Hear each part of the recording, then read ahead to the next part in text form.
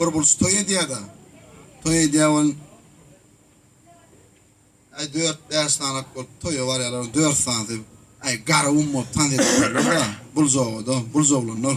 Başka var. Ay diye bunlar diye çuroya bağ gelip diye yaman erbet tanıdık diyorlar diye. Bunlar şuları bir toydan çıkan son uğralı diye. Ay onu mi istiyor da biri. Ay urcuk buluyorlar kaçarlı presteyen arkadan ink parayan önüne yiyen. Onun yaştan bulçob zasada durlar da. Nira barayanız diye.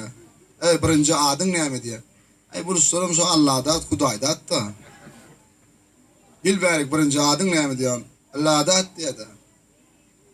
Firet diye Allah'dan başka şun husarı yok diye. Vurun diye, ölürün diye. Ay uruyup beylek taşıyalar. İkinci sen adın ne diyor. Hudayda diye de. Firet şunu Huday bile vuruduptur diye. Hudaydan başka husarı yok diye. Buna vurun diye. Ay üçüncü berik geliyor. Adın ne diyor. Altı diye de. Ay bana çay verin, su verin diye. Bunun özünden başka 5 tane dokunu var diye.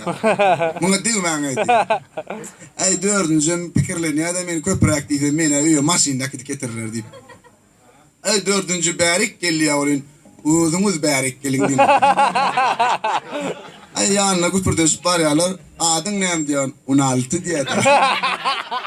Bu haram gıyımını giyinler. Biri birine tanıyan nerelere vurun ölürüm.